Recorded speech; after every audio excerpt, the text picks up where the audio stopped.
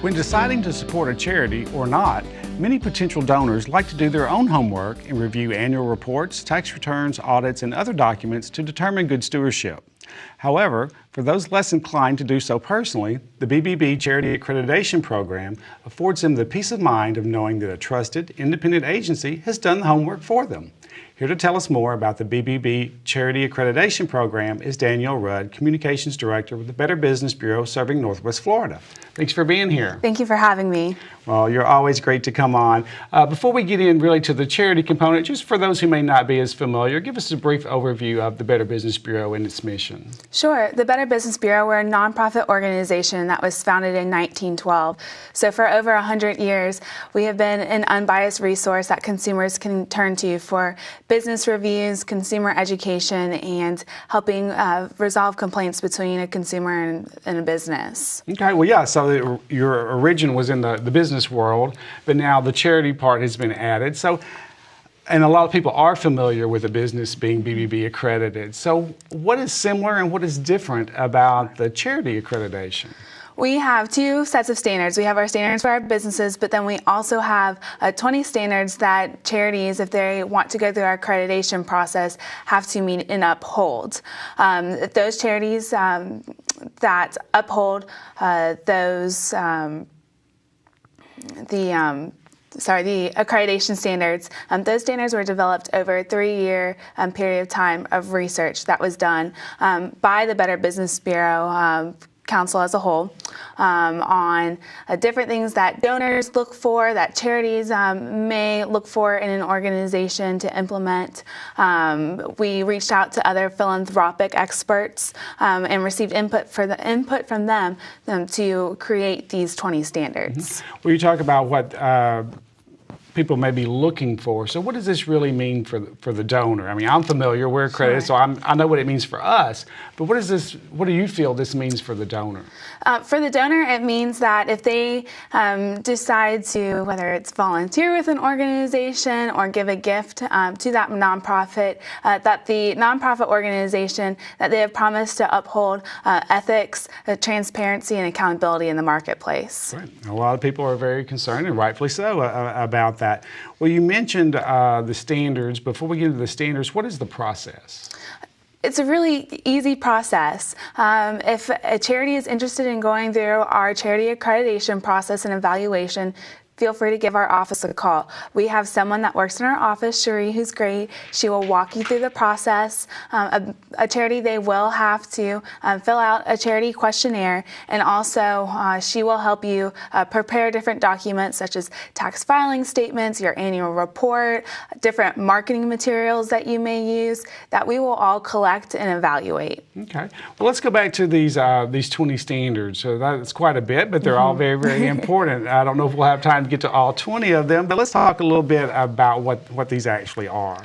Sure. We have various standards. Some of them are very detailed, but the 20 standards, they help answer basic questions of organization's governance, how they may be using the money that they receive through fundraising, outreach efforts, whether they're being transparent in their materials, if they say if their money is going to a specific program, if it really is, if they avoid any conflicts of interest with their board of directors, that their board of directors is an active board and they are providing some sort of oversight for that organization.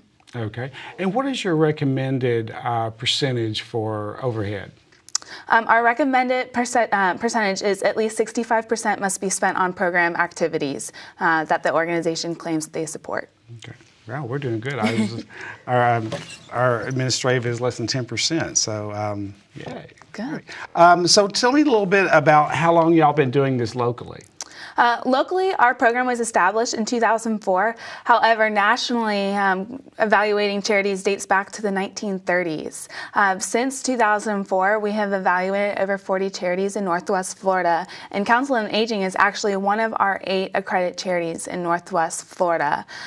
What made you guys decide to go through our accreditation program? Well, that's a very good question. Well, I think we've always believed in the transparency and ethics that you talked about way before that. Our tax information, our audit annual report's always been available on our website or via the telephone, or someone wants us to mail it to them. So it's something that we were always behind, and so this was just a logical next step to provide that same level of confidence to someone who may not take the time to make that phone call to request those documents be sent to them. And y'all are a well-respected organization, and why not? Great. Thank you. Well, so is there any research, we talked about making this good for the donor, is there any research that shows this is paid off in terms of volunteering or fundraising? Sure. The Better Business Bureau serving metropolitan New York, they partnered recently with a college in their area, and they conducted a long study to see if there was an increase in revenue for accredited charities when they say that they are accredited charity, if they're providing that accredited charity seal on their marketing materials on their website. And they actually did find that there is about almost a 14% increase in revenue donations by donors just by having that accredited charity seal, because that seal does show that they are a trustworthy organization and they are going to be ethical and transparent and do the right thing with the donors' gifts. And I know this is not just a one-time thing. There's a renewal. Y'all started with 2004, and we came on right at the very beginning at 2005. And I know we've had to resubmit. So Yes. Talk a little bit about, it's not just you pass one time and you're good for life. Sure. It's every 2 years. Once your 2-year mark comes up, we will give you a call, ask you if you're interested in going through the renewal process. We evaluate all the same documents all over again, just to make sure that you are maintaining those standards. Okay.